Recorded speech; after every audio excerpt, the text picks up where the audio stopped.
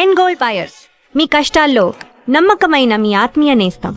So coming back to Jabardasth, ఏంటి అంటే అక్కడ కొన్ని అందరూ అప్పట్లో జబర్దస్త్ అనగానే లేడీ గెటప్స్ ఎక్కువగా ఉండేవి, అందులో మీరు రావడం జరిగింది. సో ఆ డిఫరెన్స్ ని మీరు ఎలా ఓవర్కమ్ చేశారు? అంటే అనేవాళ్ళ లేడీ గెటప్స్ అప్పుడు నువ్వెందుకు వెళ్తున్నావు, నీకు అవసరమా అని అనేవి చాలా వినిపిస్తూ ఉంటాయి. అండ్ జబర్దస్త్ అనగానే చాలా మందికి అది ఒక లివింగ్ అయిపోయింది, చాలా మందికి బ్రెడ్ అండ్ బటర్ ఇచ్చింది ఫ్రమ్ గెటప్ శ్రీను గారి దగ్గర నుంచి ఎవ్రీవన్. బట్ ఏంటంటే అదే లేడీ గెటప్స్ అప్పుడు మీరు ఎంటర్ అవ్వడము ఎలా అనిపించింది? సో నాకు ఫస్ట్ అసలు అంటే మేము చూస్తూ ఉండేవాళ్ళం ఇంట్లో కూర్చొని, అసలు 9 అవ్వగానే 9:30 అవ్వగానే ఉండేది కూడా చూస్తూ ఆడియన్ గానే రే బాగుందిరా స్కిట్లు భలే ఉంటాయంటే చూద్దాం ఎందుకంటే అప్పుడు నేను చదువుకుంటూ ఉండేదాన్ని. సో నా కెరియర్ ఏంటంటే ఒక పక్క చదువు, ఒక పక్క షూట్ ఉంటే హైదరాబాద్కి వచ్చేసుకునేదాన్ని. బికాజ్ అమ్మ మా కోసం ఇంకా ఇక్కడ ఉండి హైదరాబాద్లో ఉండి షూటింగ్ చేసుకుంటూ మా దగ్గరికి వచ్చేవారు. సో అప్ అండ్ డౌన్ చేసేవారు. సో అట్లా చూస్తూ ఉండగా నేను అమ్మతో షూట్కి వెళ్ళా ఒకరోజు, ఒక మూవీ షూట్. అమ్మ మదర్ క్యారెక్టర్ చేస్తున్నారు. సో తన కూతురు క్యారెక్టర్ రాలేదు, ఏదో కరెక్ట్గా షూట్ డేకి తన హ్యాండ్ ఇచ్చింది. అదే టైంకి మీరు వెళ్ళారు? అదే టైంకి నేనున్నా అక్కడ. ఏందమ్మా ఇట్లా హ్యాండ్ ఇచ్చారు, ఒకసారి ఏమైనా మీ అమ్మాయి చేస్తుంది, జస్ట్ పెళ్లి కూతురు క్యారెక్టరే కదా, పెళ్లి చూపుల క్యారెక్టర్ ఎవరితో, చంద్ర గారితో. సో పెళ్లి చూపుల క్యారెక్టర్ ఇట్లా ఉంది అమ్మ, ఒక్కటి చూడు చేద్దాము, మీ అమ్మాయి చేస్తుందేమో అని అంటే ఇంకా అప్పటికప్పుడు ఓకే అని చెప్పి, నో మేకప్ ఏమీ లేదు, జస్ట్ ఇంకా కూర్చొని ఏదో నేను అప్పుడు రెడీ అయిన దాంతోనే, అప్పుడు నా హెయిర్ చాలా లాంగ్ ఉండే అలానే మొత్తం అంతా మేకప్ హెయిర్ స్టైల్ అంతా చేసి కూర్చోబెట్టి సీన్ ఇచ్చారు. అది 5-6 పేజెస్ సీన్. అది ఆయనకి నాకు కాన్వర్జేషన్. సో నీకేమంటే ఇష్టం, నాకు ఇదంటే ఇష్టం, నాకు ఏ హీరో అంటే ఇష్టం, బికాజ్ ఆయన గే. నేను ఏం అడుగుతానంటే ఇట్లా అడుగుతా, అతను అడుగుతాను నీకు ఏ హీరో అంటే ఇష్టం అంటే నాకు ఇట్లా పవన్ కళ్యాణ్ గారు సంథింగ్ ఇట్లా మెగాస్టార్ అలా ఇష్టం అని చెప్తా సీన్లోనే. అతను ఏమంటే నాకు సల్మాన్ ఖాన్ అంటే ఇష్టం అని అంటాడు. సల్మాన్ ఇదేంటి తేడాగా ఉన్నాడు అని సీన్లో, అది సీన్. ఆ సీన్ నేను సింగిల్ టేక్లో చెప్పేశా. ఈవెన్ ఆయన డైలాగ్స్ కూడా నేను గుర్తు చేస్తున్నా. సో ఆయనకి ఇంకా నా మెమరీ పవర్ నచ్చి స్కిట్ చేద్దామండి, మీ అమ్మాయిని పంపించండి అని అమ్మని అడిగారంట. అప్పటి వరకు లేరు, మా అమ్మాయిని ఎలా పంపిస్తానండి, వద్దు లేడీ గెటప్లు చేస్తారు, అసలు ఆ షో అది వద్దు అని చెప్పంటే మా అమ్మగారు రోజా గారికి కాల్ చేశారు. రోజా గారు చాలా బెస్ట్ ఫ్రెండ్ అన్నమాట. సో అందుకని రోజా గారు నేను ఉన్నాను కదా, నువ్వు పంపి, ఒక స్కిట్టే కదా ఏమైతుంది, నువ్వు పంపి అని రోజా గారి వల్ల అలా రోజా గారు ఎంట్రీ ఇచ్చారు. సో ఆ ఫుల్ సపోర్ట్ అన్నమాట. ఏం కాదే పర్లేదు రాని, నేను ఉంటాను కదా అనేసరికి ఆ ధైర్యంతో నేను వెళ్ళా. మా డాడీకి అయితే అస్సలు ఇష్టం లేదు, ఆబ్వియస్లీ ఉండదు. అప్పటి వరకు అమ్మాయిలే లేరు, నువ్వు ఎట్లా పంపిస్తావు, అది ఒక డబుల్ మీనింగ్ ఉంటాయి, నీకేమనుకుంటున్నావు నువ్వు, అది ఇది అని అంటే దేవుడి దేవల్ల ఇప్పటికొచ్చి ఆ స్కిట్లో ఎప్పుడు నా మీద డబుల్ మీనింగ్ అనేది రాలేదు. అవును, అన్ని చెక్ చేసుకుంటే ఇప్పుడు చూసే వాళ్ళు కూడా చెక్ చేసుకుంటే రాలే. అంటే మీరు మేబీ మీరు అలా మిమ్మల్ని అలా చూపించకూడదు అని అనుకొని ఉంటారు కాబట్టి. అప్పుడు నాకు ఫస్ట్ స్కిట్ లో ప్రతి ఒక్కరు షాక్ అయ్యారు, ఏంటి అమ్మాయి వచ్చింది లేడీ ఫస్ట్ లేడీ నేను. ప్రతి ఒక్కరు అక్కడ నుంచి చాలా మంది ఎంట్రీ ఇచ్చారు అండ్ చాలా మందికి లైఫ్ వచ్చింది. రోహిణి గారికి కావచ్చు, చాలా మంది చిన్న ఇన్ఫ్లుయెన్సర్స్ కూడా మంచి లైఫ్ వచ్చింది. ఏం చెప్తారు అసలు జబర్దస్త్ గురించి ఒక మాటలో మీరు చెప్పాలనుకుంటే? అది మీకు లైఫ్ ఇచ్చింది? అది టర్నింగ్ పాయింట్ నా లైఫ్ కి. బికాజ్ నేను జబర్దస్త్ ముందు కూడా నేను మూవీస్ చేశాను, సీరియల్స్ చేశాను. బట్ నా అది సత్యశ్రీ అనేది తెలిసింది, తన యాక్టింగ్ తెలిసిందంటే అది నాకు ఒక ప్లాట్ఫామ్, అది నా ఇల్లనే చెప్పాలన్నమాట. డెఫినెట్లీ. బికాజ్ నా కెరియర్ గ్రోత్ కానీ నేను ఎప్పటికీ నేను మల్లెమాలకి కానీ, మా గురువు చంద్ర గారికి అండ్ రోజా గారు, నాగబాబు గారు, మా డైరెక్టర్స్ నితిన్ భరత్ గారికి, మల్లెమాల మొత్తం యాజమాన్యానికి అందరికీ నేను ఎప్పుడు రుణపడి ఉంటా. బికాజ్ అది లేనిదే ఇప్పుడు ఈ సత్యశ్రీ ఈ సీట్లో ఇలా కూర్చునేది కాదు.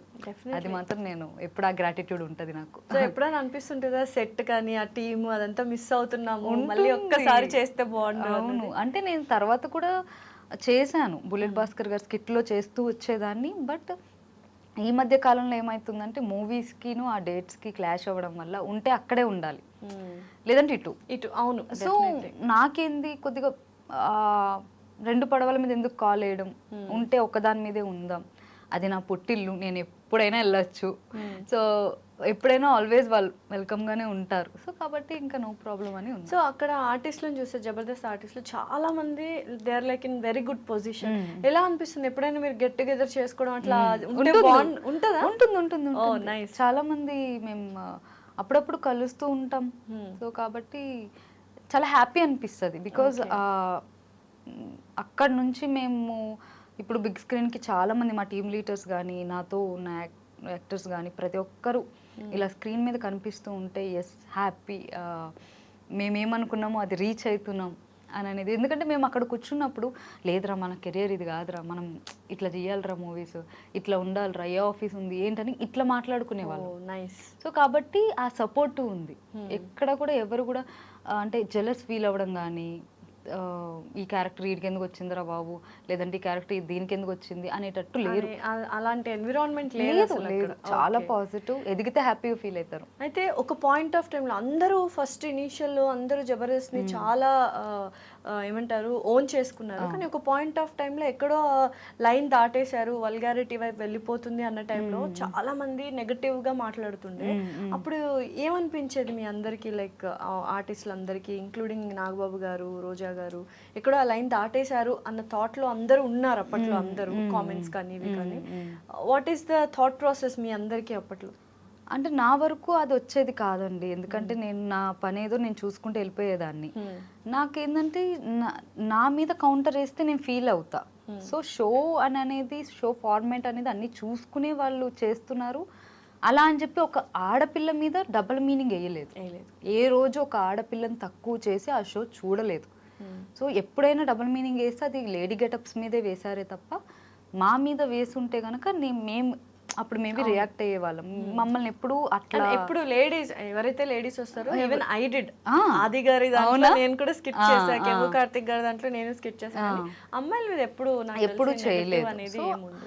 ఆ నెగిటివిటీ అనేది మా మీద కానీ ఆడపిల్లల దాని మీద లేదు, కానీ ఆ షో కొద్దిగా డబుల్ మీనింగ్, ఎందుకంటే జనాలు అట్లనే ఇంకా ప్రతి ఒక్కరు ఏదో పద్ధతిగానే చూస్తారు అని అనేది కాదు, కానీ బట్ ఆ టైంలో అది మేబీ ఒక మసాలా అనేది ఉండేది, అది మా వరకు అనేది రాలేదు కాబట్టి నేను ఎక్కువ ఏమీ ఎఫెక్ట్ అవ్వలేదు.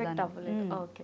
అయితే దీని తర్వాత మూవీస్లో ఇప్పుడు ఒకవేళ అలాంటివి ఏమన్నా ఉన్నా మీరు అక్కడ చెప్పేంత స్వాతంత్రం మీకు ఉండేది కాబట్టి ఇది చేయము అని చెప్పారు. ఇప్పుడు మూవీస్లో కొన్నిసార్లు ఏమైపోతుంది అంటే చాలా వరకు మాట్లాడిన వాళ్ళు ఆర్టిస్టులు మాకు ఒక సీన్ ఇచ్చారు, బట్ అందులో ఇంకొంచెం ఎక్స్ట్రాగా ఉంటుంది, లైక్ రొమాన్స్ కావచ్చు, ఇంటిమెసీ కావచ్చు, అలాంటివి ఏమైనా మీరు ఎదురు పడ్డారా? ఎందుకంటే I want to ask you this question. Me interviews లో ఒక దానికి సమాధానం చూసాను అనమాట. అలాంటివి ఏమైనా ఉండేనా మీకు? లైక్ ఇట్స్ ఆల్ లేదు అలాంటిది అయితే ఎప్పుడు కూడా నా వరకు రాలేదు. బికాజ్ నేను ముందే నేను క్లియర్ కట్ గా నేను అడిగేదాన్ని వాట్ ఈజ్ వాట్, ఏముంది ఏంటి అని చెప్పి. ఈ సీన్స్ ఉన్నాయి అని అన్నప్పుడు నేను ఆ క్యారెక్టర్ వదిలేసుకునేదాన్ని. Okay. So you don't want to do any like romantic లాంటిది చేయాలని అనుకోవట్లేదు. అంటే లైక్ నా క్యారెక్టర్స్ మంచిగా పడాలి, నా పర్ఫార్మెన్స్ అనేది కావాలి. నేను ఫుల్ గ్లామరస్ రోల్ చేస్తానని నేను అనుకోవట్లేదు. I don't want to do any glamorous role, anything. ఆ క్యారెక్టర్స్ కానీ అలాంటివి ఏం లేదు, జస్ట్ అ క్లీన్ మోడెస్ట్ అంతే. అంటే ఇప్పుడు డిపెండ్స్ ఆన్ అక్కడ ఒక మూవీకి మరీ డీప్గా నేను చేయలేను, మరీ బోల్డ్గా నేను చేయలేను. సో నాకున్న కొన్ని లిమిట్స్ నేను పెట్టుకున్నా, ఒక బౌండరీస్ పెట్టుకున్నా, సో అంతవరకే నేను చేయగలను అని ముందే నేను చెప్తా. ఎందుకంటే మనకి ఇప్పుడు మనకంటూ ఒక పర్సనల్ లైఫ్ ఉంది. యాజ్ ఏ ఆర్టిస్ట్గా నువ్వు ఆర్టిస్ట్ అయ్యి నువ్వు ప్రతిదీ చెయ్యాలి అని అంటారు చాలా మంది. చాలా మంది అదే చేయాలి అనేది రాంగ్ ఏమో. అది మనం ఎలా పోర్ట్రే చేసుకోవాలనుకున్నామో ఆ కైండ్ ఆఫ్ క్యారెక్టర్ చేస్తే బెస్ట్. నా లైఫ్ ఇది, నేను అనుకుంటేనే ఇక్కడ ఉన్నా, నేను చెయ్యాలి అని అనుకుంటేనే నేను చేసా. సో ఎవరో వచ్చి ఇప్పుడు మా అమ్మ నాన్నలే నన్ను ఫోర్స్ చేయరు ఒక దానికోసం ఈ క్యారెక్టర్ చేయి ఏముందమ్మా పర్లేదు చేసే ఇది అన్న సందర్భాలు ఉన్నాయి. ఎవరైనా డైరెక్టర్స్ కానీ అసిస్టెంట్ ఇప్పటికీ నువ్వు ఎందుకు గ్లామరస్ చేయవు, చెయ్యి, ఏముంది అందరు చేస్తున్నారు కదా, బయటే స్లీవ్లెస్ వేసుకుని తిరుగుతున్నారు, పొట్టి బట్టలు వేసుకుని తిరుగుతున్నారు, నీకేంటి అని అంటే అది వాళ్ళ ఇష్టం. బట్ ఎప్పుడు నేను మిమ్మల్ని ఆ టైప్ లో చూడని కూడా చూడలేదు. అంటే బట్టలు వేసుకోవడం తప్ప ఇష్టమైన బట్టలనే వాటి గురించి డిస్కస్ చేయలే. అది నాకు నచ్చదు. నాకు పర్సనల్ comfortable గా ఉండదు. నాకు నచ్చదు, నాకు కంఫర్టబుల్ గా ఉండదు కొన్ని అని అనేది నేను చెయ్యలేను.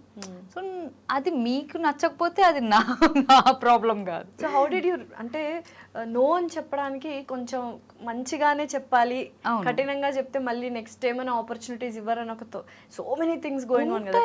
ఉంటాయి. ఎలా చెప్తారు నో అని? లైక్ ఎందుకండి మనకెందుకు, నేను ఇలా ఉన్నాను కదా, చాలు ఉండనియండి, నాకు ఇంతవరకే నాకు వస్తుంది, మీకు నచ్చితే ఇవ్వండి లేదంటే లేదు. ఎందుకంటే నేను కాకపోతే అట్లాంటి క్యారెక్టర్ కోసం ఎదురు చూసే ఇంకొక మంచి ఆర్టిస్టులు ఉన్నారు. సో కాబట్టి వాళ్ళకి లైఫ్ ఇవ్వండి. సో నాకు నేనే చెయ్యాలి అనుకున్నప్పుడు అవి మానేసేయండి. లేదు నాకు అవే కావాలనుకున్నప్పుడు నన్ను అంతే అంతే. సో అట్లా నేను ఇంత పొలైట్ గా చెప్తాను. ఎందుకంటే మనకి ఎవరితోనూ శత్రుత్వం వద్దు. బికాజ్ ఇండస్ట్రీ చాలా చిన్నది. సో దాంట్లో మనం ఎక్కడైనా మళ్ళీ ఇక్కడ నువ్వు తిడతావు, అది తిరిగి మళ్ళీ అక్కడికి మళ్ళీ ఆ పర్సన్ తోనే వర్క్ చేయాల్సి వస్తుంది. అది మైండ్ లో ఉందనుకోండి, ఆ మనిషి 100 మందికి చెప్తారు. సో ఇప్పుడు దాకా ఇండస్ట్రీలో ఎవరితోనూ గొడవలు లేవు? లేవు.